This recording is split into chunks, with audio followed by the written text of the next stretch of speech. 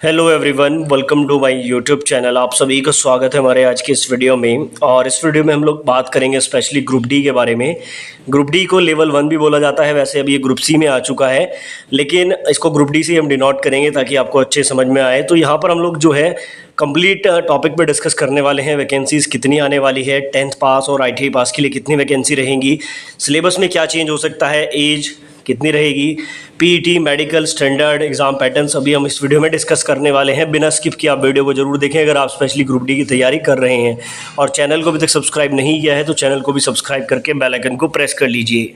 दोस्तों, आगे बढ़ने से पहले आपको बताना चाहूँगा किसी भी एग्जाम को क्रैक करने के लिए मॉक टेस्ट का क्या रोल होता है आप अच्छे से जानते हैं। और टेक्स्ट बुक की तरफ से जीत का संकल्प सेल अभी चल रहा है, जिसका लाभ आप लोग 28 से 31 मई के बीच में ले सकते हैं। अभी तक का सबसे मैक्सिमम प्राइस ड्रॉप आपको मिल रहा है मात्र 263 रुपये में।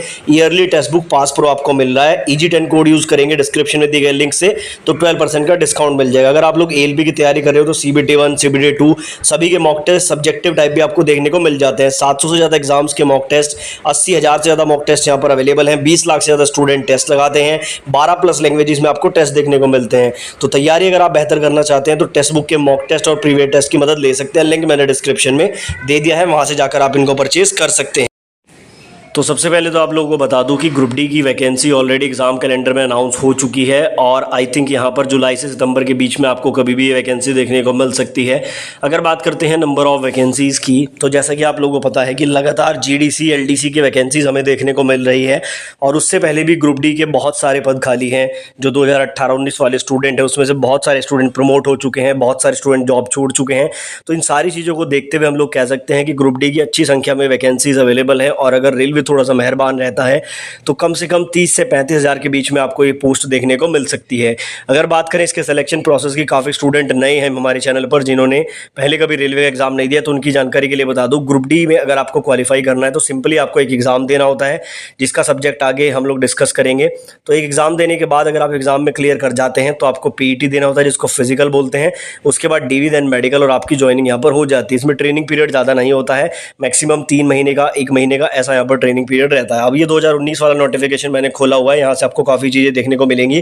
पिछली बार 1,03,770 के करीब यहाँ पर पदों पर वैकेंसी आई थी, और जैसा मैंने बताया इस बार आपको 30 से 35 हज़ार के अराउंड पद देखने को मिल सकते हैं। ग्रुप डी की अगर वैकेंसी आती है तो सबसे ज़्यादा जो पोस्ट रहती हैं वो ट्रैक मेंटेनर और पॉइंट्समैन की रहती है। अब देखो यहाँ से एक बड़ा बेनिफिट भी मिलेगा, मैं वो आपको बताऊंगा। सबसे पहले तो आप देखो पिछली बार 40,000 के करीब जो पद थे वो ट्रैक मेंटेनर के थे, उसके अलावा 14,000 के आसपास पद यहाँ पर पॉइंट्समैन के थे। तो ये 2 पोस्ट सबसे ज़्यादा रहती हैं। और इस बार भी अगर ग्रुप डी की वैकेंसी आएगी सबसे ज़्यादा पोस्ट इन्हीं की रहेंगी। तो इससे बेनिफिट क्या मिलेगा? बेनिफिट ये मिलेगा कि जो स्टूडेंट केवल 10th पास है वो पॉइंट्समैन की पोस्ट के लिए एलिजिबल रहेगा। यानी कि अगर आपके पास ITI नहीं है तब भी आपके लिए अच्छी खासी पोस्ट यहाँ पर रहने वाली है। ठीक है, लगभग 15 से 20% जो पोस्ट है वो आपके लिए आएंगी, क्योंकि पॉइंट्समैन की अच्छी खासी पोस्ट आती हैं।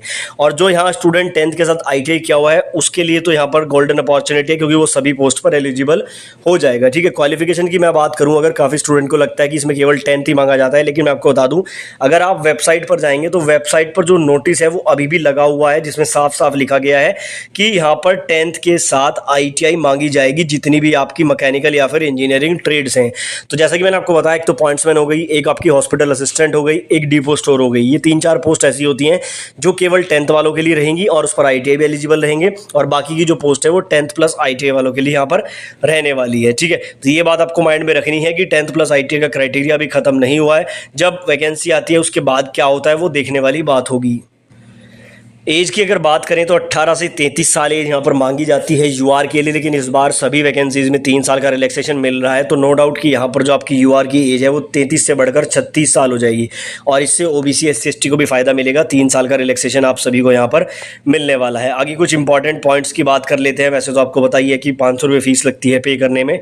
यहाँ पर बेसिकली मैं सब्जेक्ट और एग्जाम पैटर्न के बारे में बात करना चाहूँगा। सबसे पहला सवाल तो ये है कि क्या ग्रुप डी में इस बार सिलेबस चेंज होगा? तो देखो, जहाँ तक मुझे लगता है ग्रुप डी के एग्जाम में आपका सिलेबस चेंज नहीं होगा, आपका सेम यही सिलेबस रहेगा। जनरल साइंस 25 नंबर की, mathematics 25, journal intelligence and reasoning 30 number की, और general awareness and current affair 20 number की। 100 नंबर का पेपर, 90 मिनट्स का समय और 1/3 की नेगेटिव मार्किंग। सिलेबस क्यों चेंज नहीं होगा? देखो, रेलवे ने सिर्फ टेक्नीशियन के सिलेबस को इसलिए चेंज किया क्योंकि उसमें अननेसेसरी CBT2 लगा हुआ था। अब यहाँ पर जो CBT2 है और जो साइको है वो ALP के लिए तो रिक्वायर्ड है, लेकिन टेक्नीशियन के लिए वो इतना ज़रूरी नहीं है, क्योंकि देखो 2018 से पहले जो टेक्नीशियन की वैकेंसी आती थी वो भी एएलपी से अलग ही आती थी, सिर्फ 2018 में एएलपी के साथ आई थी, और उसमें जो है अननेसेसरी सीबीटी 2 और जो आपका ट्रेड टेस्ट है वो लग गया था, तो उसको इन्होंने हटा दिया, यानी कि अपना काम इन्होंने थोड़ा शॉर्ट किया है। ग्रुप डी में ऑलरेडी एक ही एग्जाम है, तो इसमें क्या छोटा करेंगे, तो ग्रुप डी में आपका सेम एग्जाम और आई थिंक सेम सिलेबस रहेगा, और सिर्फ ये पेपर क्लियर करके आपको पीईटी देना होता है।